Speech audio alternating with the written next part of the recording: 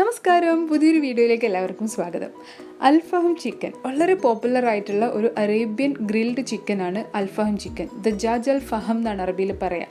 ഇത് normally grill ചെയ്തെടുക്കുകയോ അല്ലെങ്കിൽ അവനിൽ റോസ്റ്റ് ചെയ്തെടുക്കുകയാണ് നമ്മൾ ചെയ്യാറ്. പക്ഷേ ഇന്ന് നമുക്ക് അതൊന്നും ഇല്ലാണ്ട് ഇത് പാനിൽ തന്നെ വളരെ ഈസി ആയിട്ട് ചെയ്തെടുക്കാം. അപ്പോൾ അതെങ്ങനെയാണ് ചെയ്തെടുക്കുന്നതെന്നാണ് ഇന്നത്തെ വീഡിയോയിൽ കാണിക്കാൻ പോകുന്നത്. ബുക്കാരി റൈസിൻ്റെ കൂടെയോ അല്ലെങ്കിൽ കപ്സയുടെ കൂടെയോ ഒക്കെയാണ് ഇത് നോർമലി സെർവ് ചെയ്യുന്നത് കാണാറ്. അപ്പം നമുക്കിതെങ്ങനെ പ്രിപ്പയർ ചെയ്തെടുക്കുന്നതെന്ന് നോക്കാം. അതിന് മുമ്പായിട്ട് ചാനൽ ആദ്യമായിട്ട് കാണുന്നവരാണെങ്കിൽ ഒന്ന് പോസ് ചെയ്തിട്ട് ആ സബ്സ്ക്രൈബ് ബട്ടൺ പ്രസ് ചെയ്തിട്ട് ബാക്കി വീഡിയോ കണ്ടോളൂ. അപ്പോൾ ശരി, ഞാനിവിടെ ഒരു 2 കിലോ ചിക്കനെ 4ആയിട്ട് കട്ട് ചെയ്തിട്ട് അതിൻ്റെ 2 പീസ് എടുത്തിട്ടുണ്ട്. തൈ പീസസ് ആണ് എടുത്തിരിക്കുന്നത്. ഇനി അതിനെ നമുക്ക് നന്നായിട്ടൊന്ന് വരഞ്ഞു കൊടുക്കാം 2 വശവും. ഇനി ഇതിലേക്കുള്ള ഫസ്റ്റ് മാരിനേഷൻ നമുക്ക് തയ്യാറാക്കണം. അതിനായിട്ട് ഞാനിവിടെ കേർഡ് എടുത്തിട്ടുണ്ട് കേട്ടോ. മിൽക്കി മിസ്റ്റിൻ്റെ യോഗട്ടാണ് ഇത്. അതൊരു 2 ടേബിൾ സ്പൂൺ എടുത്തിട്ടുണ്ട്. ഇതില്ലെങ്കിൽ നോർമൽ തൈര് വെച്ചിട്ട് ചെയ്യാം കേട്ടോ. ഇനി ഇതിലേക്ക് 1 ടേബിൾ സ്പൂൺ ഇഞ്ചി വെളുത്തുള്ളി പേസ്റ്റും 1 ചെറുനാരങ്ങയുടെ നീരും ഇതിലേക്ക് ചേർത്ത് കൊടുക്കുന്നുണ്ട്. ഇനി നമുക്കിതിലേക്ക് 1 ടീസ്പൂൺ ഉപ്പും 2 ടീസ്പൂൺ കുരുമുളക് പൊടിയും ചേർത്ത് കൊടുക്കാം. അപ്പോൾ ഇതാണ് നമ്മുടെ ഫസ്റ്റ് മാരിനേഷൻ. അപ്പോൾ ഇത് നന്നായിട്ട് മിക്സ് ചെയ്തിട്ട് നമ്മുടെ ചിക്കനിലേക്ക് ഇത് നന്നായിട്ടൊന്ന് അപ്ലൈ ചെയ്ത് കൊടുക്കണം. ചിക്കന് നമുക്ക് നന്നായിട്ടൊന്ന് മാരിനേറ്റ് ചെയ്ത് വെക്കാം കേട്ടോ. അപ്പോൾ ഇത് നന്നായിട്ട് മാരിനേറ്റ് ചെയ്ത് വെച്ചിട്ടുണ്ട്. ഇനി ഇതിനെ നമുക്ക് മാറ്റി വെച്ചിട്ട് ഇതിൻ്റെ സെക്കൻഡ് മാരിനേഷൻ തയ്യാറാക്കാം. അതിനായിട്ട് ഞാനൊരു പാനിലേക്ക് 1 ടീസ്പൂൺ കുരുമുളക് എടുത്തിട്ടുണ്ട്. അതുപോലെ ഒരു 6 ചുവന്ന മുളക്, പിന്നെ ഞാനൊരു 5 ഗ്രാമ്പു, 3 ഏലക്ക, ഒരു കഷ്ണം പട്ട എടുത്തിട്ടുണ്ട്. പിന്നെ 1 ടീസ്പൂൺ ചെറിയ ജീരകവും 1 ടീസ്പൂൺ വലിയ ജീരകവും എടുക്കണം. ഇനി ഇതിലേക്ക് 1 ടേബിൾ സ്പൂൺ മല്ലി, നിങ്ങളുടെ കയ്യിൽ മുഴുവനായിട്ടുള്ള മല്ലി ഉണ്ടെങ്കിൽ അത് ചേർത്ത് കൊടുക്കാം കേട്ടോ. എൻ്റെ കയ്യിൽ ഇപ്പോൾ ഇല്ലാത്തതുകൊണ്ട് ഞാൻ മല്ലിപ്പൊടിയെ ഞാൻ എടുത്തിട്ടുള്ളത് 1 ടേബിൾ സ്പൂൺ എടുത്തിട്ടുണ്ട്. ഇനി ഇതിനെ നമുക്കൊന്ന് ഒരു 3-4 മിനിറ്റ് ഒന്ന് ചെറുതായിട്ട് റോസ്റ്റ് ചെയ്തെടുക്കണം. അപ്പോൾ ഇത് ഞാൻ റോസ്റ്റ് ചെയ്തെടുത്തിട്ടുണ്ട്. ഇനി നമുക്കിതിനെ ഒന്ന് പൊടിച്ചെടുക്കാം മിക്സിയിലിട്ടിട്ട്.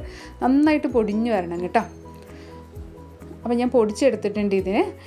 ഇനി ഇതിലേക്ക് നമുക്ക് വേറെ കുറച്ച് സാധനങ്ങൾ കൂടി ചേർക്കണം. അതിനായിട്ട് ഞാനിവിടെ ചെറിയൊരു സവാളയും ചെറിയൊരു തക്കാളിയും എടുത്തിട്ടുണ്ട്. വലുതാണെങ്കിൽ അതിൻ്റെ ഹാഫ് എടുത്താൽ മതി കേട്ടോ. പിന്നെ ഒരു 10 പച്ചമുളകും ഒരു കയ്യിലുള്ള അളവിനുള്ള മല്ലിച്ചപ്പും എടുത്തിട്ടുണ്ട്.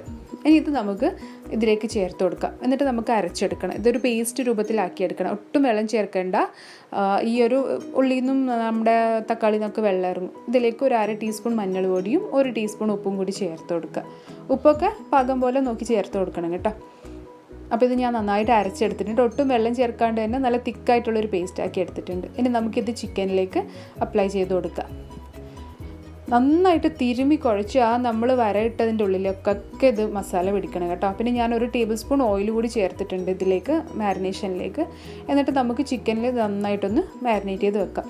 ഇനി ഇതിനെ ഞാൻ ഓവർനൈറ്റ് ഫ്രിഡ്ജിൽ വെക്കാൻ പോവുകയാണ്. ഒരു പാത്രത്തിലേക്ക് മാറ്റിയിട്ട് ഒന്ന് ക്ലിംഗ് റാപ്പ് കൊണ്ട് കവർ ചെയ്തിട്ട് നമ്മൾ ഫ്രിഡ്ജിൽ വെക്കുക. ഫ്രീസറിലല്ല, താഴെ വെച്ചാൽ മതി. അപ്പോൾ ഞാൻ രാത്രി വെച്ചിട്ട് പിറ്റേ ദിവസം രാവിലെയാണ് കേട്ടോ എടുക്കുന്നത്.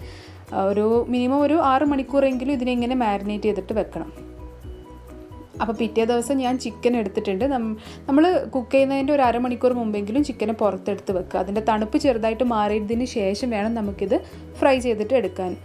അപ്പോൾ ഞാനിതിവിടെ 1/2 മണിക്കൂർ പുറത്തെടുത്ത് വെച്ചിട്ട് റെഡി ആയിട്ടുണ്ട്. ഇനി നമുക്കിതിനെ ഒന്ന് പാൻ ഫ്രൈ ചെയ്തിട്ട് എടുക്കാം. അത് ഞാനിവിടെ പാന് ചൂടായപ്പോൾ ഒരു 2 ടേബിൾ സ്പൂൺ ഓയിൽ ഒഴിച്ചിട്ടുണ്ട്. 2 ടേബിൾ സ്പൂൺ മാത്രം മതി കേട്ടോ. അധികം ഓയിലൊന്നും ഇതിന് ആവശ്യമില്ല. ഇനി നമുക്കിതിലേക്ക് നമ്മുടെ ചിക്കൻ വെച്ചിട്ടൊന്ന് ഫ്രൈ ചെയ്തിട്ടെടുക്കാം. ഹൈ ഫ്ലെയിമിൽ വെച്ചിട്ട് വേണം ഇത് ഫ്രൈ ചെയ്തിട്ടെടുക്കാൻ.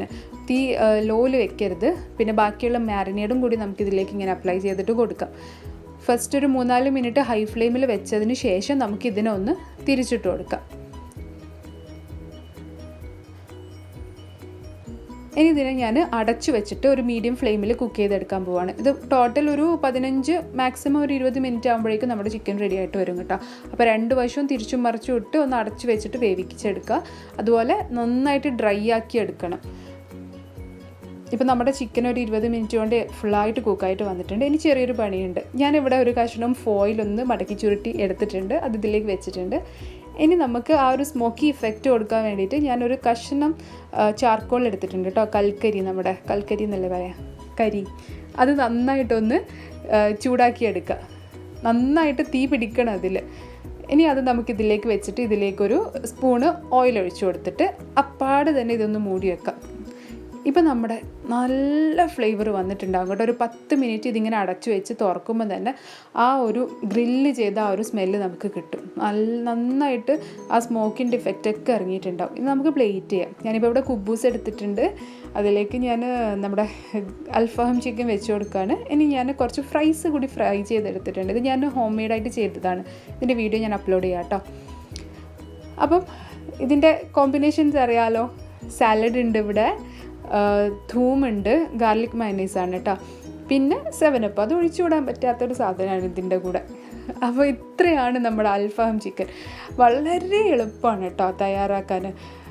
ഇത് നിങ്ങൾക്ക് എന്തായാലും ഒന്ന് വീട്ടിലൊന്ന് ട്രൈ ചെയ്തിട്ട് നോക്കുക. നിങ്ങൾക്ക് എല്ലാവർക്കും ഇഷ്ടമാവും. നമ്മുടെ ഷോപ്പിൽ കിട്ടുന്ന ആ ഒരു ടേസ്റ്റിൽ തന്നെ നമുക്ക് വീട്ടിലിത് പ്രിപ്പയർ ചെയ്തിട്ട് കഴിക്കാൻ വേണ്ടിയിട്ട് പറ്റും. അപ്പോൾ എല്ലാവരും ഒന്ന് ട്രൈ ചെയ്ത് നോക്കുക. എന്നിട്ട് ഇഷ്ടമായാൽ ഫീഡ്ബാക്സൊക്കെ എന്നെ അറിയിക്കുക.